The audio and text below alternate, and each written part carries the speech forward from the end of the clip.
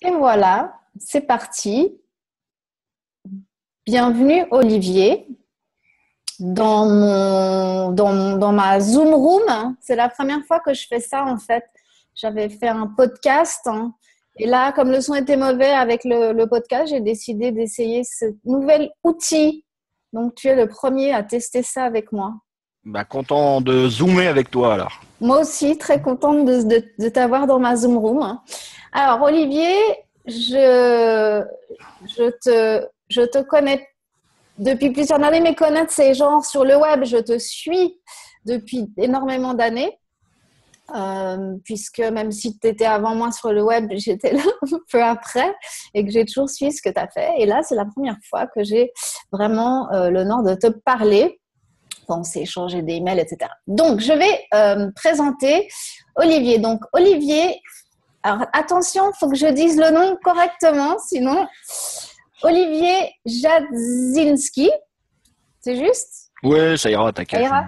Alors, Olivier est un évangélisateur du web. C'est un aideur solidaire, un entrepreneute et dernièrement un curateur. Voilà les mots utilisés par certains pour le définir. Passionné du web, des gens et du monde de l'entreprise, il essaie de réunir les trois chaque jour. Il se définit comme un net angel et accompagne les entreprises et professionnels à améliorer leur visibilité sur Internet afin de développer leur chiffre d'affaires. Il est créateur de 2 blogs, dont un qui s'appelle Euclide.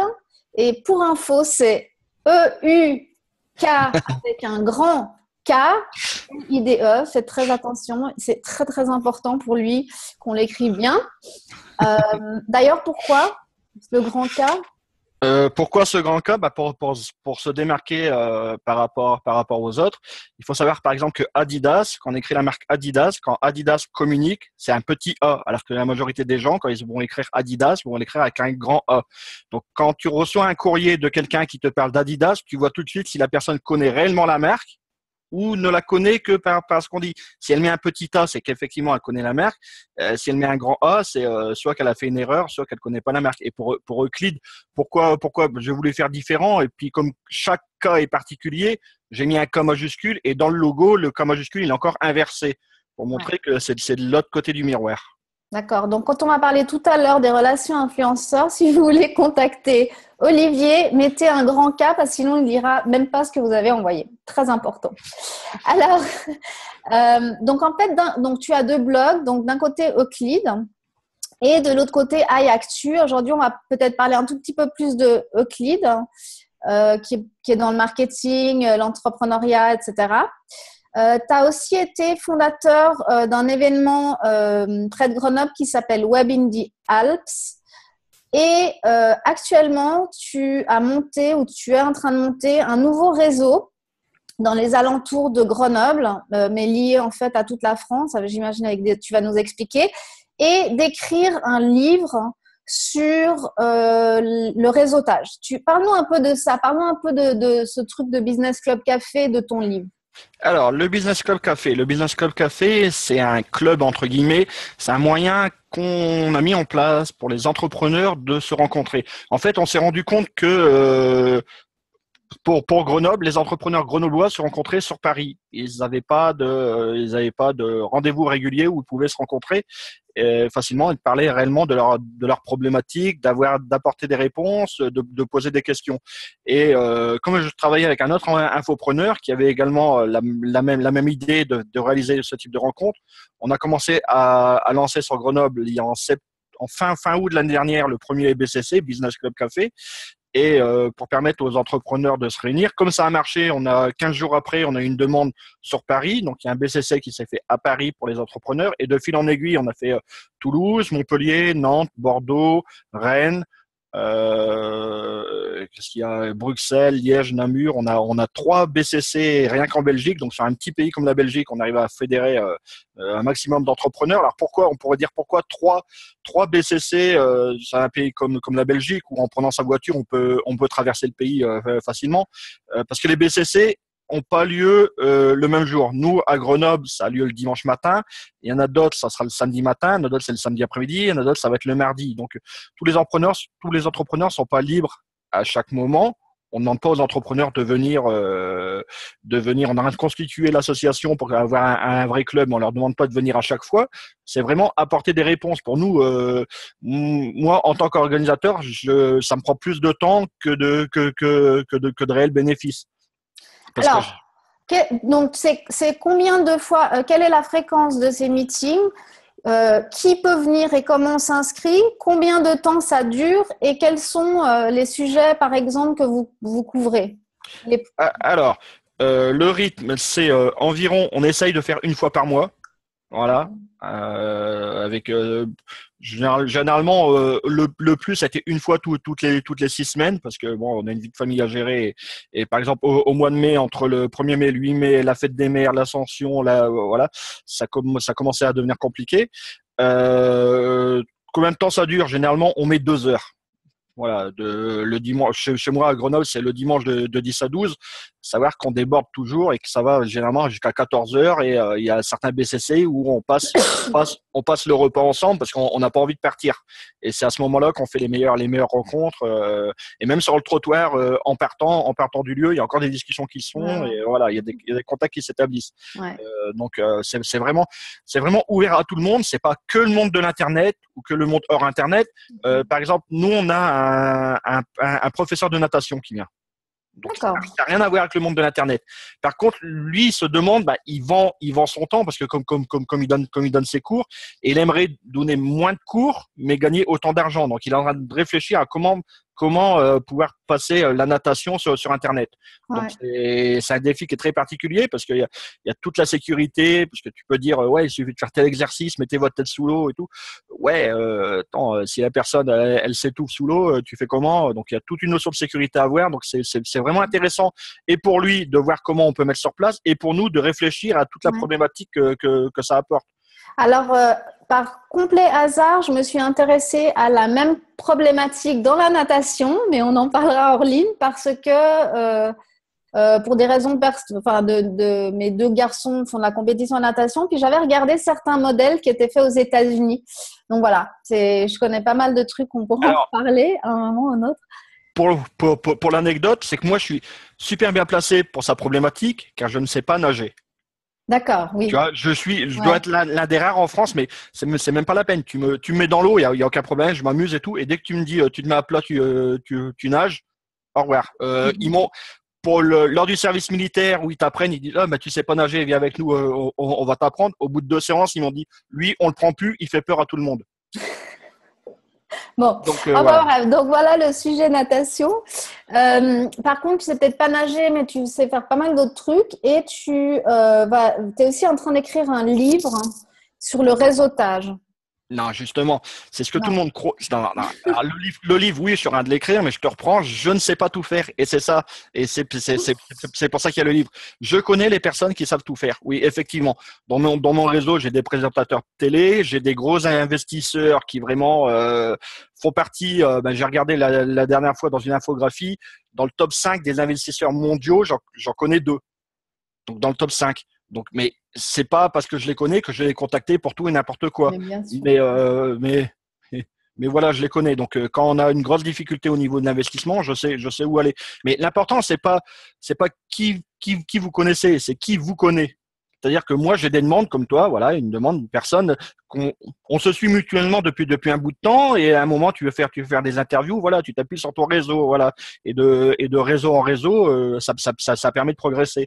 Donc le livre, comment c'est venu? Tout le monde me dit, oui, mais toi, tu connais tout le monde. C'est vrai que l'idée, elle est venue, c'est qu'un jour, j'étais devant l'ordinateur, j'ai la télé à côté, il y a quelqu'un qui passe à la télé, il fait, mais je le connais, lui. Donc ça a énervé ma femme a changé de chaîne. C'était un autre reportage. Je fais, je la connais, elle. Mais attends. Actuellement, en France, il y a une publicité qui passe pour une banque, pour ING Direct, où il y a un blogueur. Pas de chance, je le connais. Donc, voilà. Donc, le gars, il est blogueur. Il a été pris pour une publicité. Je le connais. Et donc, de fil en aiguille, on m'a dit, mais comment tu fais pour connaître tout le monde? Mais je dis, ben, c'est facile, c'est facile. Donc, je vais vous expliquer la démarche, que ce soit en rencontre physique ou en rencontre virtuelle. Toi, on s'est jamais rencontrés. Pourtant, on échange. À la fin du mois de juin, j'ai rencontré Bebop Pedron, qui était avant à Miami, qui vient en France, qui s'installe en France et qui va lancer son livre. Donc, quand je l'ai connu, c'est vraiment, je pensais pas pouvoir la rencontrer un jour parce que Je ne sais pas qui c'est, je suis désolée. Peut-être que ceux qui nous regardent non plus. C'est là, en fait, on l'appelle la networking queen. Elle a lancé les soirées réseautage à Miami parce que quand elle est arrivée là-bas, elle connaissait personne. Oui, absolument, elle est française. Voilà, et Voilà, je vois tout à fait qui c'est, ouais. quand elle est arrivée là-bas, elle connaissait personne. Plutôt que rester dans son coin, elle a dit, bah, je vais lancer des soirées où pour rencontrer. Et ça a super bien marché. Donc, elle s'est fait un nom là-dessus. Et donc, moi, spécialiste du réseautage, bah, voilà, je l'ai connu comme ça. Et on se connaît depuis longtemps, on échange, mais jamais on avait pensé, imaginé pouvoir se rencontrer. Elle me dit, bah, viens à Miami. Je dis, avec la vie de famille, prendre l'avion, ma femme, elle est pas trop d'accord pour l'avion, donc ça va être difficile. Et là, elle revient en France, elle lance son livre, donc c'est vraiment le moment de se rencontrer. Ouais. La rencontre, c'est d'abord fait virtuellement, et ensuite, elle va se faire en vrai, physiquement. Mais c'est vrai que moi aussi j'ai beaucoup, enfin plutôt dans le monde anglophone, hein, mais il y a des gens avec qui je suis, mais vraiment amis. C'est bizarre de dire ça, pas des gens juste que tu connais comme ça, mais des vrais amis. Moi j'ai une amie depuis 7 ans je sais pas si tu connais Deirdre Breckenridge. Ouais. C'est mon mentor, c'est vraiment la femme qui m'a inspirée. Et on parle des heures et ça fait des années qu'on discute et c'est une amie et pourtant on n'a jamais eu l'occasion de se rencontrer en vrai. C'est ça le web, c'est bizarre. Et justement, quand je me suis mis à Facebook et que ma femme comprenait pas trop Facebook, elle comprenait pas que je rajoute des personnes parce que le fonctionnement est différent. Moi, je rajoute des personnes que j'ai envie de rencontrer. Je me dis un jour, je vais peut-être les rencontrer, et voilà. Tandis qu'elle rajoutait des personnes qu'elle connaissait déjà. Donc, si vous rajoutez des personnes que vous connaissez déjà, c'est vrai que votre réseau va pas s'élargir. Maintenant, interagissez avec des personnes que vous ne connaissez pas forcément. Je dis toujours quand je fais une formation, sur Facebook, c'est simple, il suffit de mettre un like, de mettre un commentaire. Vous le faites 10 fois. Au bout de 10 fois, la personne sait qui vous êtes. Ouais. Voilà. Et à partir de là, vous lui faites une demande d'amis, vous pouvez communiquer avec elle, il y a pas de souci. Ouais. Ça va super vite. C'est tellement facile et là on entre justement dans le sujet que je voulais aborder avec toi aujourd'hui. C'est très hip hot, le sujet du moment depuis plusieurs mois, alors qu'en réalité c'est quelque chose qui se fait depuis des années. C'est ce qu'on appelle les relations blogueurs-influenceurs. Donc tout le monde sait évidemment qu'aujourd'hui les influenceurs sur le web. Donc juste peut-être expliquer la différence entre un blogueur et un influenceur. Je ne sais pas si tu veux le faire toi ou si tu veux que je le fasse. J'aimerais bien que tu donnes ta définition et puis ensuite je vais te donner la mienne. Ok. Alors, moi, ce n'est pas ma définition parce que je me suis posé beaucoup la question. Au tout début, moi, j'ai commencé à faire des relations blogueurs-influenceurs il y a 5 ans ou 6 ans même en Suisse et je ne te raconte même pas comment je me suis plantée. C'était monumental. C'était tellement génial que j'ai réutilisé ce cas quand j'ai donné mes cours, quand je donne des cours dans les cursus master et bachelor de que ne pas faire. Alors, pendant longtemps, je me disais, mais c'est quoi la différence entre un blogueur et un influenceur ? Un blogueur, c'est un influenceur, etc. Donc, j'ai trouvé quelque part, je ne peux pas citer ma source, mais j'ai trouvé quelqu'un qui a dit un blogueur, c'est quelqu'un qui a un blog et qui écrit. Ce n'est pas forcément un influenceur. Il peut écrire pour sa mère et sa tante et son grand-père. Un influenceur peut avoir un blog, mais il peut aussi s'exprimer sur une autre plateforme, que ce soit YouTube, Instagram, maintenant peut-être Facebook Live, etc. Et il a une certaine influence et pouvoir de conviction sur les gens qui le suivent.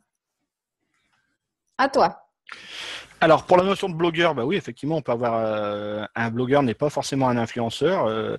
Pour te raconter comment j'en suis venu au blogging, j'ai eu un premier enfant prématuré qui est né à 6 mois de grossesse. Donc, c'était assez dur. Et tous les jours, quand on rentrait de l'hôpital, on passait 2 heures au téléphone. plus de 2 heures au téléphone avec toute la famille pour donner des nouvelles. Et au bout d'un moment, j'en ai eu marre. Je dis mais on va faire ça sur Internet. Donc tous les jours, ensuite, j'écrivais un article, je mettais les photos, je mettais les vidéos. Donc toute la famille pouvait aller voir. Voilà. Et donc là, c'était un blog. J'avais aucune influence à part, voilà, on peut dire même pas sur ma famille. Elle avait juste ses infos et ça évitait qu'elle me dérange. Ça me permettait d'avoir 2 heures de repos dans la journée où j'étais sorti de l'hôpital et tranquille. Donc et de fil en aiguille, ben j'ai quelqu'un qui s'est lancé, qui a lancé un blog d'actualité. Donc je suis parti l'aider. Ensuite lui, il a arrêté. Donc moi, j'aimais bien le concept. J'ai lancé mon blog d'actualité. Donc le blog d'actualité, il faut savoir que c'était une époque où il y avait les premières émissions de télé-réalité qui arrivaient en France. Donc, on parle de 2003, Oula. 1, Ouais, 2, ouais, 3. Ouais, 2003, 2004. Ouais. Ah ouais. Attends, mon fils. Non, 2001, la première télé-réalité, c'était 2001. Donc, ouais, 2001, et même moi, j'ai lancé mon truc en 2004. Et là, n'importe quelle info qu'on mettait sur la télé-réalité, il y avait du trafic. Le trafic arrivait. Donc là, tu mettais des pubs, des Google AdSense, voilà, ça cliquait, c'était magique. Voilà. Donc ça, mais le but était pas là. C'était vraiment de faire partager les informations que j'avais. Voilà, c'était pas gagner sa vie. Après, on m'a dit, ouais, t'as du trafic, t'es un super influenceur. Ah ouais, je dis c'est quoi un influenceur? Et on m'a dit ouais, maintenant il y a des personnes qui te suivent et tout. Je dis oui, mais je suis pas un influenceur puisque moi elles viennent lire les informations, mais je les influence pas dans la vie de tous les jours. C'est pas parce qu'elles ont lu qu'elles vont aller chercher. Si. Et donc cette notion d'influenceur pour moi elle n'existe pas. C'est pas parce que je mets une information que en fait tout le monde pense que on va prendre les billets sponsorisés. Les marques pensent qu'en faisant un billet chez toi ou chez moi, ça va leur apporter 10, 15%, 20% en plus. C'est pas le seul billet qui va leur apporter. C'est la multiplicité des billets qui va leur apporter du trafic. C'est pas en faisant un billet sur Iactu que tu as beaucoup de trafic qui arrive chez toi. Par contre, si tu en fais chez Iactu, si tu en fais chez Catherine Dert, tu en fais chez Biba Pedron, t'en fais chez d'autres qui accèdent, bah, finalement, tout le monde entend parler de toi et c'est là. Donc, tu n'as pas un influenceur, c'est un groupe qui influence en fait. Oui, effectivement. Mais moi, le mot influenceur, il y a deux mots que j'aime pas utiliser. C'est le mot expert et le mot influenceur. Quand on me présente, on me dit expert en networking. Non, je connais, oui, j'ai des bonnes bases sur le networking, mais je me considère pas comme expert. Il y a toujours à apprendre. Influenceur, ben non, puisque je t'ai démontré, si tu veux vendre un produit, je fais un billet. Est-ce que tu vas vendre plus grâce à ce billet? Non. Ce qui va se passer, c'est que les gens vont savoir que tu as un produit à vendre. Voilà, mais ils vont pas directement l'acheter. Ou tu vas avoir 1% qui vont l'acheter.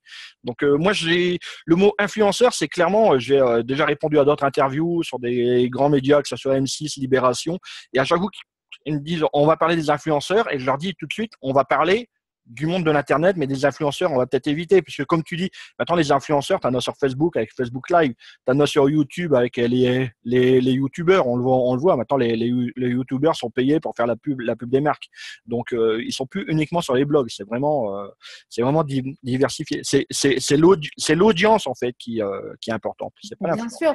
Donc ok, donc j'entends bien. Maintenant, moi, j'ai une agence de relations publiques, j'ai des clients et je dois faire des relations influenceurs pour eux. Donc, la première chose que je fais, comme d'habitude, c'est de comprendre qui est leur public cible et ensuite, je vais aller regarder qui sont pas mais les influenceurs qui ont un impact sur le public cible de la marque. Ok. Il se trouve que un de mes clients, il y a beaucoup de ces potentiels acheteurs lisent Euclid avec un grand K. Comment est-ce que on va dire que c'est un nouveau, un software marketing, d'accord? Enfin, tu parles beaucoup de marketing, ou bien un nouveau tool marketing. On se connaît pas, tu connais pas du tout le truc. Comment est-ce que toi tu souhaiterais être approché par une professionnelle des relations publiques comme moi? Nous sommes des gens très appréciés dans le monde des blogueurs et des journalistes. On n'embête personne. Comment est-ce que, donne-moi un conseil, et à tous les gens qui nous regardent, qui sont aussi dans les RP ou qui ont des startups et qui veulent entrer en contact avec des influenceurs, explique-nous ce qu'on doit faire et ce qu'on ne doit pas faire. Alors, ce qu'il ne faut pas faire, c'est tu prends un terme, on va prendre outils marketing, tu cherches dans Google outils marketing et tu prends tous les blogs qui parlent d'outils marketing et tu leur envoies un mail et tu dis ouais, moi j'ai un nouvel outil marketing à vous proposer, tatati tatatata. Non, non. Chaque contact doit être individuel. C'est-à-dire que si tu me parles, tu m'envoies un mail, c'est comme si tu me connaissais, comme si on était amis. C'est-à-dire que tu connais la problématique, tu as déjà vu que j'ai parlé d'autres outils marketing, tu as lu le blog et tu as de la valeur à apporter. Si je parle, moi je suis contacté, on me dit vous voulez pas parler de tel service, on vous rémunère et tout. Non, j'ai pas envie parce que ça m'apporte pas de valeur et deux, ça apporte pas de valeur au lecteur. Moi, ce que je veux, c'est apporter de la valeur au lecteur. Je pourrais faire des billets sponsorisés pratiquement tous les jours. J'ai pas envie. Je veux vraiment qu'il y ait une relation avec l'annonceur, quitte à même pas être payé. Des moments, je fais les articles, je suis pas payé parce que l'outil est tellement génial, j'ai pas envie d'être payé pour l'outil. Je veux que les personnes utilisent l'outil, que ça se développe. Et généralement, en agissant comme ça, on a le retour derrière parce que ces personnes qui n'ont pas payé dans un premier temps refont appel à nous ensuite. Et c'est ensuite pour d'autres services où là, on peut vraiment facturer et qui fait partie vraiment de mon activité, comme par exemple le développement de la marque sur Facebook, la publicité sur Twitter, voilà. Il faut vraiment prendre l'influenceur entre guillemets, le blogueur qui va être contacté, c'est vraiment une personne individuelle. Et il faut vraiment prendre son cas comme une individualité et pas envoyer un mail général à tous les blogs. Ce qui est exactement la même chose qu'avec les journalistes. Hein. Ça fait des millions d'années qu'on dit on n'envoie pas d'email en masse. Chaque personne est une personne et contacter les gens, que ce soit des journalistes ou les blogueurs, influenceurs, séparément avec un message personnel. Et effectivement, je reprends ce que tu as dit qui est très important. Si vous n'avez pas lu le blog, n'envoyez même pas un message, quoi. Non, mais si vous ne savez pas de quoi on parle, si vous ne savez pas qui sont ces lecteurs, si vous ne savez pas même aussi de regarder si on n'a pas si le blogueur n'a pas récemment aussi fait un article sur un sujet pareil. Voilà, moi ce qui m'est arrivé, c'est que j'ai été contacté, voilà, et j'avais déjà parlé d'un service concurrent Voilà. à ce qui m'était proposé. Donc c'est un peu difficile de parler de votre service puisque j'ai déjà parlé d'un autre service et que j'ai vachement apprécié. Donc je vais devoir dénigrer ce qui a été présenté ou dire que le vôtre est moins bon. Donc voilà, donc je préfère pas faire même en étant payé, voilà, tranquille. Mais c'est surprenant à quel point les gens peuvent approcher les blogueurs ou les influenceurs vraiment, mais sans rien savoir, quoi. C'est un tout petit peu décevant parce que moi, ce que je conseille du côté du RP ou de la marque, c'est de vraiment étudier quels blogueurs influenceurs ont votre public cible et d'en prendre peut-être au début 5-10 et de vraiment étudier ce qu'ils font et de voir. Et j'ai beaucoup aimé ce que tu as dit aussi, on oublie souvent, c'est le win-win, quoi. Parce qu'en gros, vous avez une plateforme pour nous, marque ou agent de RP, mais pourquoi vous le feriez? Alors, souvent, vous le faites parce que c'est un produit qui vous plaît et que vous pensez que le lecteur va tirer un bénéfice, mais il faut aussi réfléchir à d'autres choses. Qu'est-ce qu'on peut nous, RP, vous offrir comme, je parle pas de compensation, mais je sais pas, est-ce qu'on peut faire des concours, est-ce qu'on peut vous faire essayer l'outil, est-ce qu'on peut, je sais pas. Moi, je dis toujours, tu prends, on va voir, tu te balades dans la rue, tu vois un groupe de personnes. Et donc, est-ce que tu vas aller voir une personne de ce groupe en lui disant, tiens, j'ai quelque chose à t'offrir, en disant, bah, combien un groupe de personnes, ils vont en parler aux autres personnes, ou tu vas peut-être essayer de comprendre pourquoi il y a ce groupe de personnes autour de lui. Peut-être qu'ils sont autour de lui parce qu'il y a eu un accident et que c'est lui le responsable de l'accident. Et donc, si toi tu fais appel à lui, c'est peut-être pas la personne à solliciter. Mais comme tu connais pas son vécu avant, bah tu risques de te planter. Donc le truc il est, et c'est vrai qu'on reçoit énormément de mails génériques où les personnes, même si c'est pas générique, ils ne connaissent pas l'activité. Donc je trouve ça un peu regrettable. Et puis c'est pas des petites sociétés, c'est généralement des grosses sociétés. Ouais. Tout le monde dit qu'il faut faire, mais il y en a peu qui le font. Hein. Ok. Est-ce que tu peux nous donner l'exemple pas forcément cite un nom si tu peux pas, mais un bon exemple d'un super pitch que tu as reçu. Attends, je vais regarder. Un truc qui t'a vraiment interpellé, tu as dit waouh, ça c'est vraiment chouette, c'est différent, c'est intéressant, il y a de la valeur ajoutée. Je vais regarder parce que comme je fais sur Euclide, parce que de mémoire. Sinon, on te laisse chercher tranquillement, puis je le mettrai sous le… Non, tu vois, par exemple, on va pas parler directement de produits ou de marques. L'un des derniers articles que j'ai fait sur Euclid, il y a eu trois infographies. Sur les 3 infographies, j'ai été en chercher aucune. C'est 3 infographies qu'on m'a apportées, carrément. Et on m'a dit clairement, j'ai visité Euclid, j'ai vu que vous faisiez des infographies, j'ai vu que vous parliez du monde de l'entreprise. Nous, on a réalisé des infographies. Est-ce que vous nous aideriez à partager l'infographie? Je dis, moi, je peux la partager. Est-ce que je peux l'utiliser sur le blog? Ils me font oui, en citant. Je dis, mais il y a aucun souci. Et donc, c'est les personnes qui m'ont apporté le contenu. C'est vraiment là, la valeur, elle était là. Et ils m'ont absolument m'ont juste demandé de partager, de voir ce que ou d'en faire un article.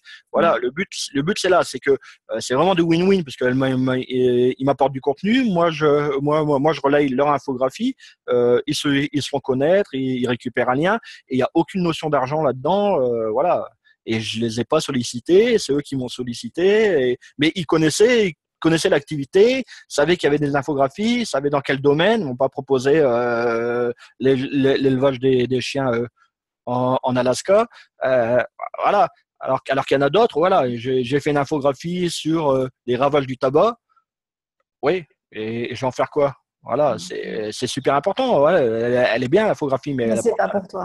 Voilà. Mais est-ce que ça t'est déjà arrivé qu'une marque ou une agence ou quelqu'un qui te contacte te demande gentiment ou moins gentiment si tu pouvais leur donner les analytiques de ton site, c'est-à-dire le nombre de visites, etc., la démographie?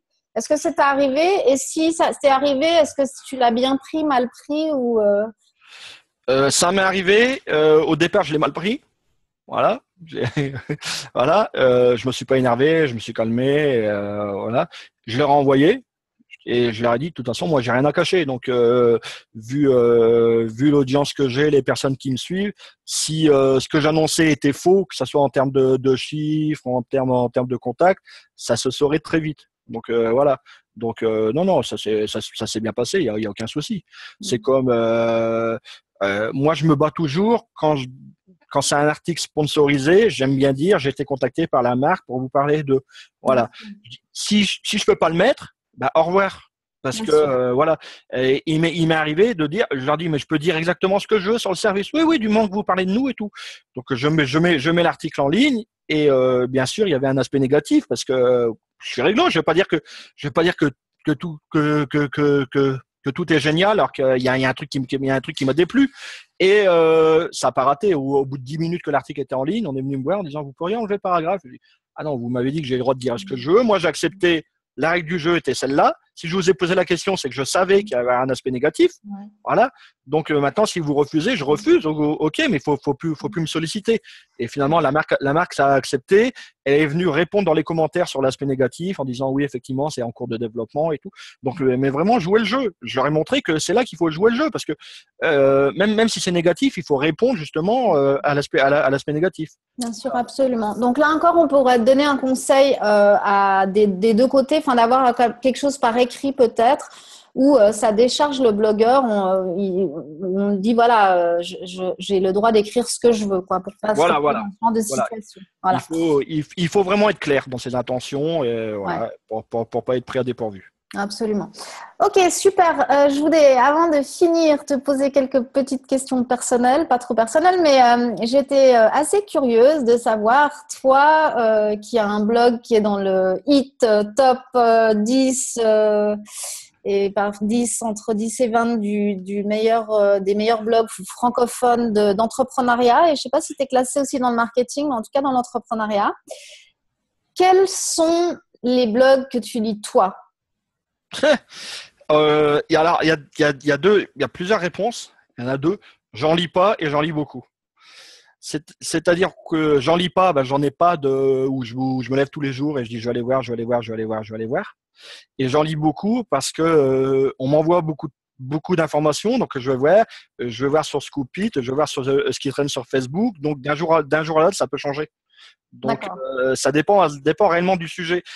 Généralement, ce que j'aime lire, c'est des sites qui ne parlent pas de ce que les autres parlent. Moi, quand j'ai lancé iActu, pour revenir au site d'information, c'est le site d'actu, c'est l'info autrement. C'est-à-dire, je ne vais pas parler de ce que tout le monde parle. Pourquoi? Parce que tout le monde en parle, donc j'apporte aucune valeur. Et en parlant de ce que tout le monde ne parle pas forcément, ça me permet justement d'être bien positionné sur Google en termes de référencement, où on cherche, si je cherche l'élevage des choux en Alaska, si je suis le seul à en parler, quand on va chercher, je vais apparaître beaucoup plus facilement que si je parle des jeux de télé, des émissions de télé-réalité actuellement. Donc voilà. D'accord. Et l'autre question que je voulais te poser, c'est est-ce que tu as un ou deux héros du web? Qui admires-tu sur le web francophone qu'on pourrait aller découvrir? Ouais, j'aime pas admirer des personnes. J'ai vraiment des profonds respects envers certaines personnes. Et moi, celui que j'ai vu évoluer, parce que quand je l'ai vu commencer, il avait même pas de blog. Il avait rien. C'est Alexandre Bortoletti, qui est maintenant à la tête de WP Marmite, WP Chef, donc qui tient un blog sur WordPress. Il a commencé, c'était un blog sur WordPress où il donnait ses conseils sur les thèmes, comment personnaliser les thèmes WordPress.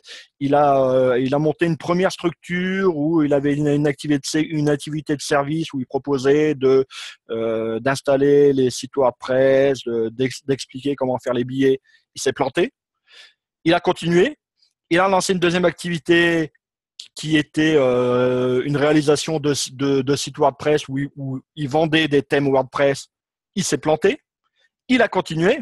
Voilà. Et là, il est dans un nouveau projet, WP Chef, où il s'est entouré d'autres personnes. Donc, petit à petit, il grandit. Il se plante. Moi j'aime bien l'erreur, le refus, la faute. C'est ce que je dis toujours, mais plantez-vous, mais plantez-vous avec le sourire. Il y a aucun problème là-dessus. Mais tirez-en quelque chose et continuez à avancer. Et Alexandre, c'est ça, c'est que il se plante.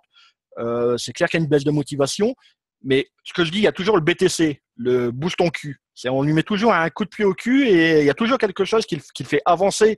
Et moi, il y a des moments, ça va mal. Et quand ça va mal, je pense à Alexandre en me disant, mais ce qu'il a vécu, ça lui permet d'avancer. Et lui, de son côté, il dit, ouais, moi, ça me permet d'avancer parce que j'ai Olivier derrière qui va mettre un coup de pied au cul. Et voilà. Et c'est ça. Donc, c'est plus quelqu'un pour qui j'ai un profond respect. C'est pas quelqu'un que j'adore forcément. C'est quelqu'un que j'ai pour un profond respect pour ce qu'il fait. Maintenant, j'ai une deuxième personne que j'ai connue il y a 8 mois maintenant, qui est Dialine Feuillet, qui est une blogueuse qui blogue sur la confiance en soi. Et je l'ai vue se transformer. C'est-à-dire que quand elle était toute timide, je l'ai connue dans un événement réseautage où elle est venue me voir parce qu'elle me dit ouais, je suis ton site, c'est génial et tout. Et en fait, quand elle m'a dit ça, je dis mais toi je te connais, je sais que tu parles de ça. Elle m'a regardé, elle fait tu me connais? Je dis bah oui et tout. Elle fait non mais tu connais. Et je lui ai sorti tout ce qu'elle avait fait sur son blog. Elle était surprise que je connaissais son activité. Je connaissais autant son activité qu'elle connaissait la mienne, alors qu'elle se considérait comme petite. Mais là, elle a une telle volonté que elle progresse. Maintenant, elle est venue sur Grenoble. C'est pas grâce à moi qu'elle est venue sur Grenoble. Hein. Elle est venue s'installer sur Grenoble. Elle lance des FemiMind, qui sont des masterminds qui sont destinés aux femmes, donc qui sont pour les femmes entrepreneurs, pour faire bouger les femmes entrepreneuses. Le premier FemiMind, elles étaient 2 ou 3, je crois, un truc comme ça. Et bon, c'est vrai qu'elle a pas le moral. Je lance un truc, il y a que 2 ou 3 personnes. Et on lui a dit, mais tu as 2 ou 3 personnes, c'est pas rien. C'est 2 ou 3 personnes qui t'ont fait confiance. Donc vas-y, continue. Et elle continue.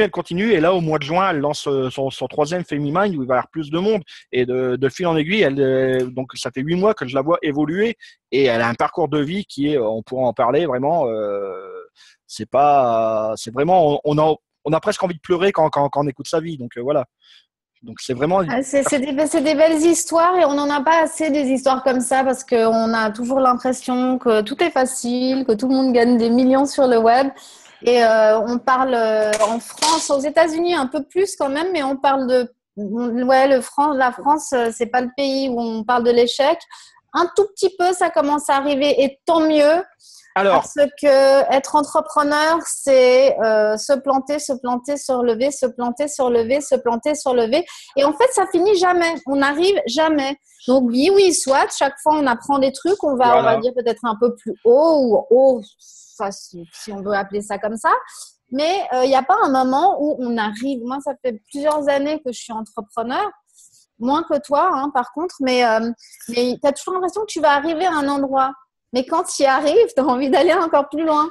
Alors, pour revenir sur le thème de l'erreur, de l'échec, nous, à Grenoble, on a les Falcons. C'est-à-dire que fin juin, il y a une conférence qui va avoir lieu c'est un mardi ou un jeudi soir, où on a des entrepreneurs qui vont faire part de leurs erreurs.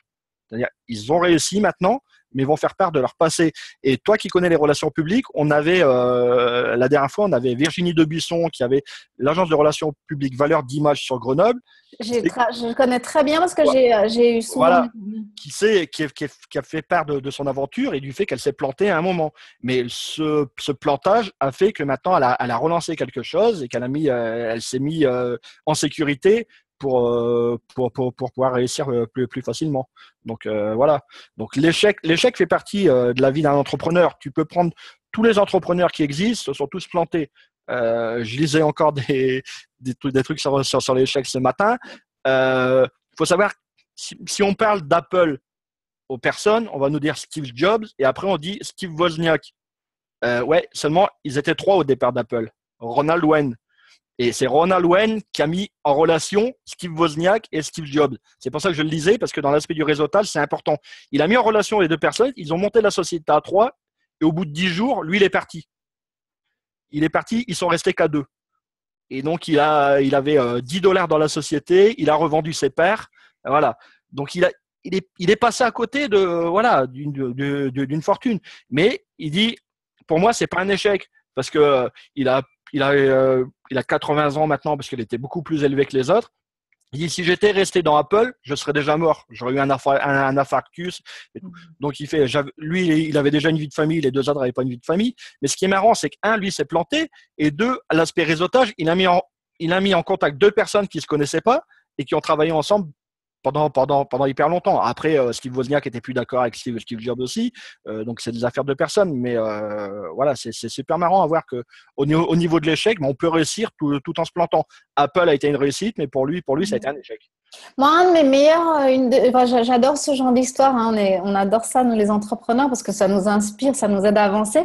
Moi, j'ai adoré l'histoire de l'échec de Al Gore aux élections américaines, hein, et ce qu'il a fait après sur l'environnement. Franchement, c'était une magnifique histoire, ça. Voilà. Mais ça c'est clair. Il y a beaucoup, alors comme tu dis, il y a beaucoup d'histoires qui viennent des États-Unis parce que l'échec au niveau européen fait peur. On va prendre tu dois connaître Xavier Niel de Free. Xavier Niel de Free. Je ne connais pas Xavier Niel.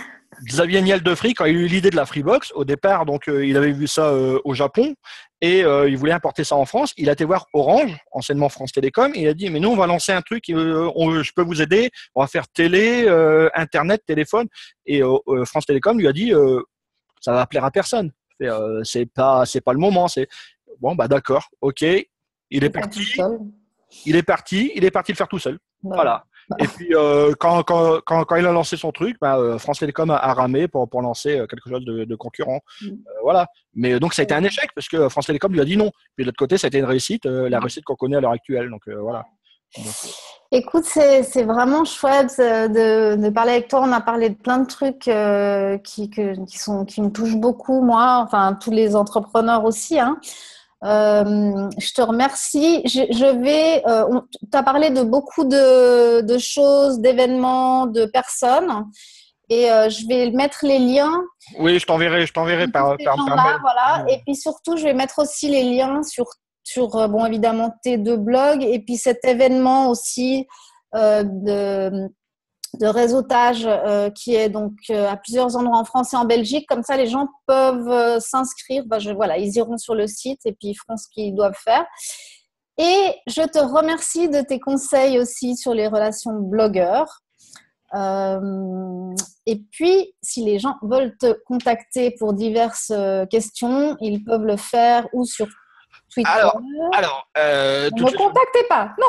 Tout de suite, je vais mettre un bémol, c'est qu'en ce moment, ouais, je suis pas mal pris, donc je dirais pas, ne me contactez pas. Mais si vous me contactez, détaillez bien votre demande, vos besoins, apporter de la valeur, ce que vous attendez de moi, parce que je reçois des mails où c'est bonjour, j'ai envie de travailler avec vous. Oui, d'accord. Comment? Donc après, c'est à moi de poser la question si j'ai le temps. Et comme en ce moment, j'ai pas trop le temps, avec le livre à écrire qui va être couplé à une formation sur le réseautage, c'est un peu difficile. Plus la vie de famille, voilà, c'est un peu difficile. Moi, il y a un truc que je déteste le plus au monde. J'ai toujours détesté et je déteste vraiment de plus en plus, c'est le week-end. Parce que le week-end, généralement, je suis pris. Voilà, j'ai toujours des trucs à faire entre le foot des enfants, les BCC animés, et j'ai énormément de boulot pourtant. Donc il faut que j'avance dans mon boulot. Mais moi, s'il m'arrive de travailler le week-end, les autres travaillent pas forcément.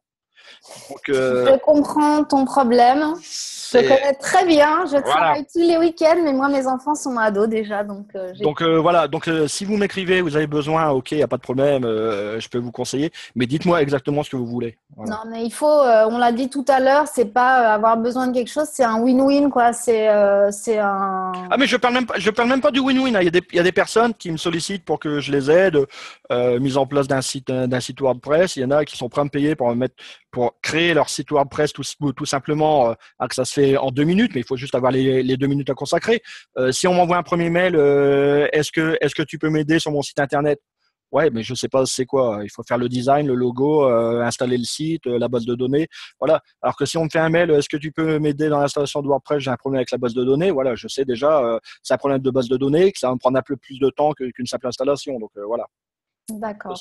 Ok, voilà. Entendu. En tout cas, mille merci et à très très bientôt. Et voilà. Et tout arrive au bout d'années de contact sur Facebook, sur Twitter, et on a enfin réussi à se rencontrer. Voilà, je vais vous dire, j'ai dû harceler Olivier depuis genre 6 ans pour. Je suis une harceleuse, mais j'ai tenu le truc quand même. Voilà, je vais dire au revoir à tout le monde et